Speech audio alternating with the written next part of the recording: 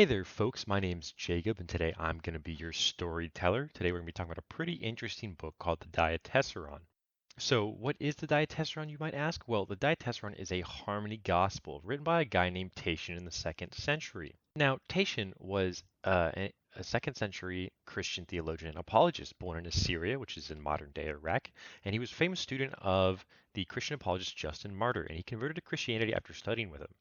So Tatian is known for this work, the Diatessaron, and his other work, the Oratio ad Grecos, another apologetic work addressed to the Greeks.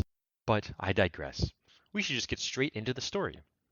So you see, Tatian wrote the Diatessaron because back in those days there were a bunch of different versions of the Gospels just floating around. And Tatian wanted to make a sort of greatest hits version that combined the best parts of each. It's sort of like using AI to generate Kanye's voice singing Gary Come Home, which is really good by the way. But back to the story. Tatian gathered all of the Gospels at the time, and these are the Synoptic Gospels, so Matthew, Mark, Luke, and John. And he thought that these were the best ones that there were, and these were the most common.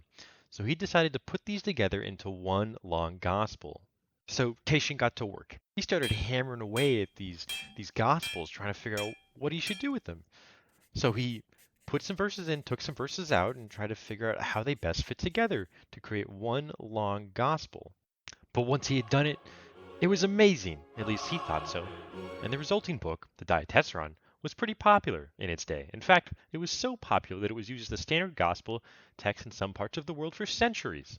It was mostly in Syria, though, because that's where it was written.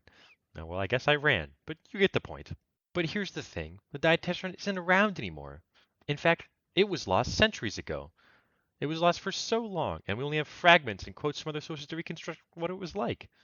So how did we get to this? How do we reconstruct the Diatessaron? How do we even know about it? And why did it disappear in the first place? Well, no one actually knows how it was lost. It was probably just under somebody's bed. But most scholars just think that it fell out of use, though. See, some people weren't too happy about how it was made. They thought it was kind of sacrilegious to mix and match the Gospels like that.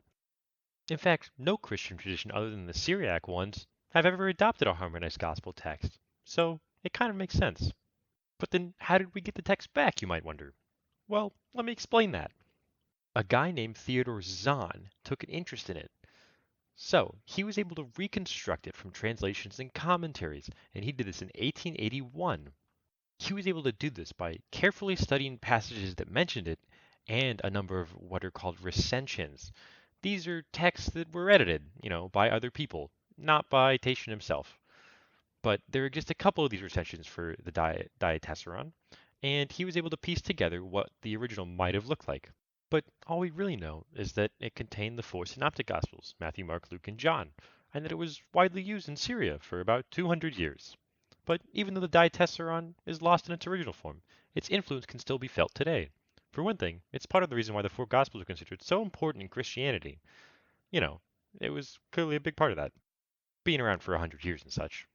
And it's also a reminder of how people have been tinkering with religious texts for thousands of years, because it has a bunch of recensions. So it makes sense. People have been trying to make sense of them and create new things for, thousands of years. And it's a reminder that the New Testament has undergone that process many, many times.